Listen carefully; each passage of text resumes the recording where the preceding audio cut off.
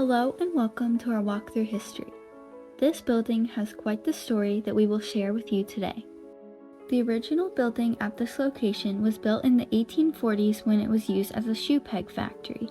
This picture shows the shoe peg factory after it went out of business. In the past, the sole of a shoe and the leather upper were held together using wooden pegs. Now, our shoes are sewn. This company made these pegs for shoes that would sell for profit. Sometime around the 1880s, the Chagrin Paper Company renovated the shoe peg factory to make a paper mill. They were in business from around 1880 until it closed in 1883. Newspaper accounts indicated that there was an economic downturn at the time and the company had to close. A man named A. Kingsbury opened a carriage shop on this site, and it was located there until 1892 when he moved to South Main Street. Carriages were the primary form of transportation prior to the invention of the automobile. In 1898, Kingsbury bought the Falls Hotel, which was next to his carriage shop on South Main Street. The hotel is now occupied by the business Click It. In the photo, you can see a carriage like the ones he sold many years ago. In 1898, Jake Evler and Kenny Spangler renovated the inside of the soon-to-be Deerlick Oilstone Company. It took them around a year, and they eventually expanded into other buildings next door. Second to the left in the picture is Jake Evler, and to the left of him is Kenny Spangler. These people worked to build and redesign the interior of what was to become the Deerlick Oilstone Company. The rest of the workers are not named. Originally, the Deerlick Oilstone Company was located on Deerlick Creek near Sulphur Springs, which is in the present-day Metro Parks.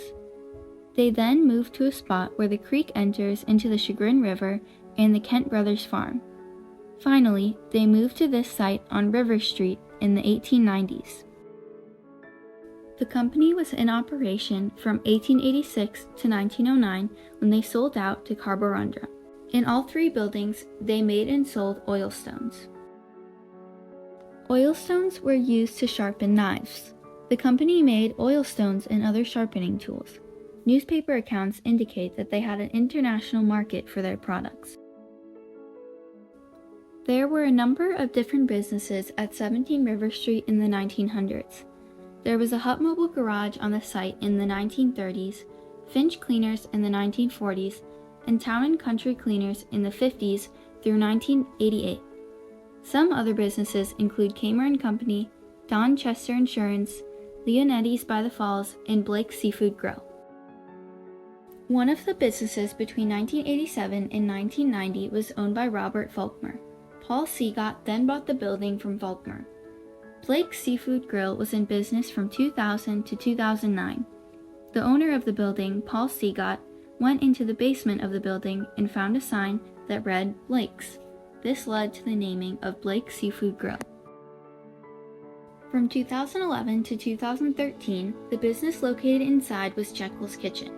Jekyll's completely burned down on October 2, 2013, leaving them with nothing to do but rebuild the whole restaurant. On this night, 2 hours before the fire, Jenny Krazan and Andrew Kramer were celebrating their engagement, lucky to have left before the tragic fire.